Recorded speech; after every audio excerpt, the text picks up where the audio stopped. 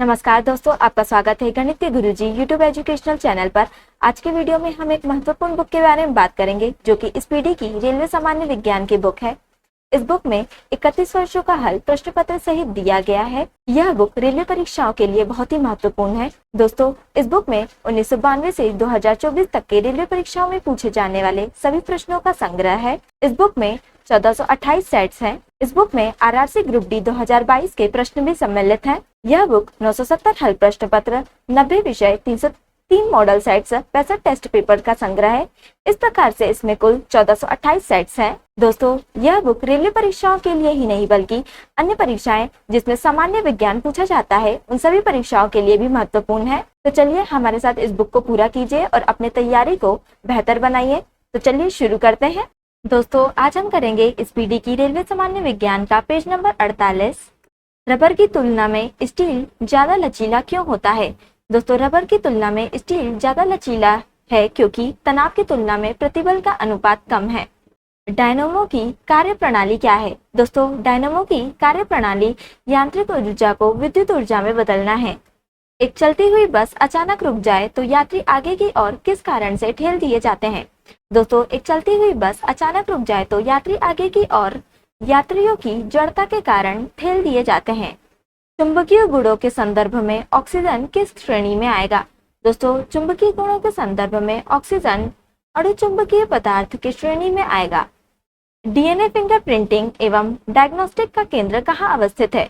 दोस्तों, DNA fingerprinting एवं diagnostic का केंद्र हैदराबाद में अवस्थित है। 1 किलोबाइट किसके समान है? दोस्तों, 1 किलोबाइट 1024 बाइट के समान है।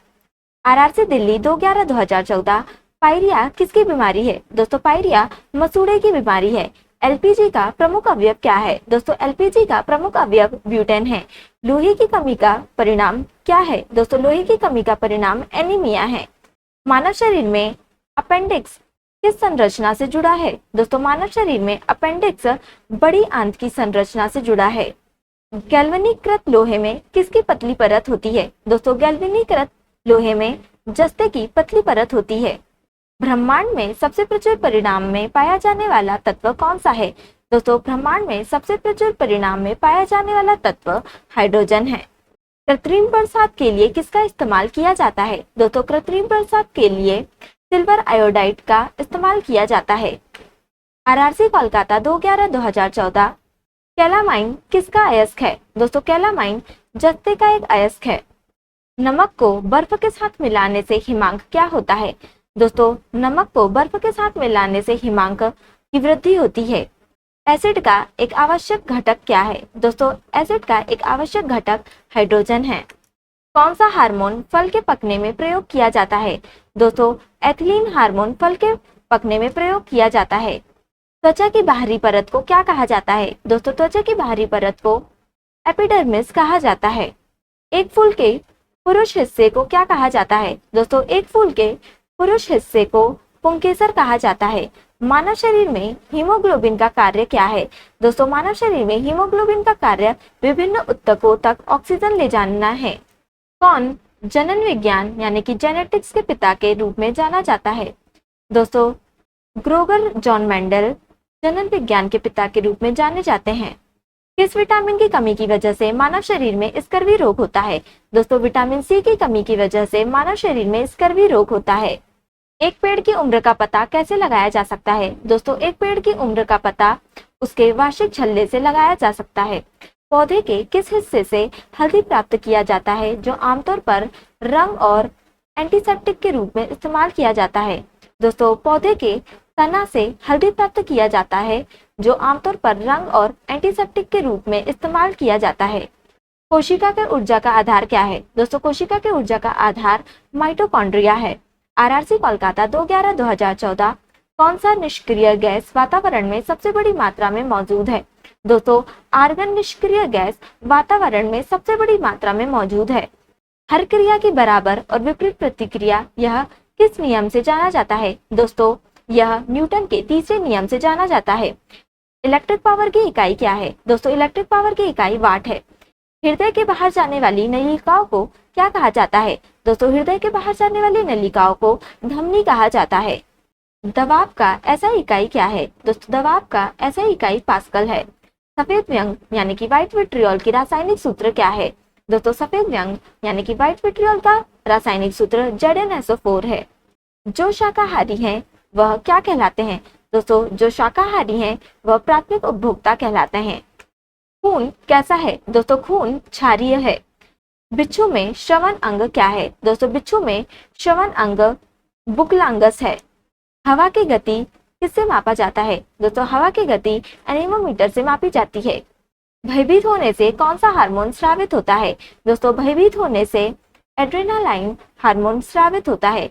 रक्त का कितना प्रतिशत प्लाज्मा है? दोस्तों रक्त का 55% प्लाज्मा है।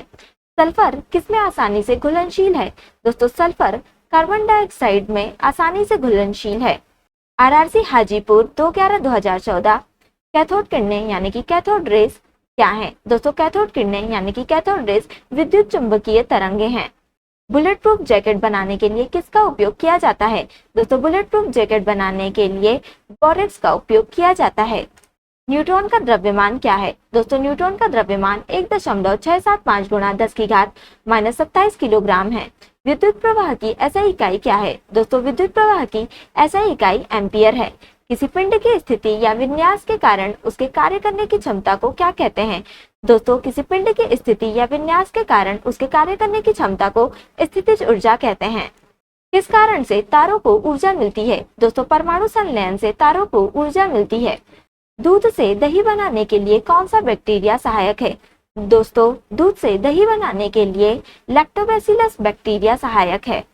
RRC हाजीपुर 2/11/2014 स्टोरेज जो बिजली बंद होने के बाद डाटा स्टोर करता या रखता है उसे क्या कहते हैं? दोस्तों स्टोरेज जो बिजली बंद होने के बाद डाटा स्टोर करता या रखता है उसे गैर वोलाटाइल स्टोरेज कहते हैं। ध्वनि प्रदूषण स्तर की इकाई क्या है? दोस्तों ध्वनि प्रदूषण स्तर की इकाई डेसिबल है। वातावरण में कार्बन डाइऑक्साइड लगभग कितने प्रतिशत है? दोस्तों वातावरण में कार्बन डाइऑक्साइड लगभग 0.03% है। कार्ल लैंडस्टीनर को किस खोज के लिए नोबेल पुरस्कार मिला था? दोस्तों कार्ल लैंडस्टीनर को रक्त समूह की खोज के लिए नोबेल पुरस्कार मिला था।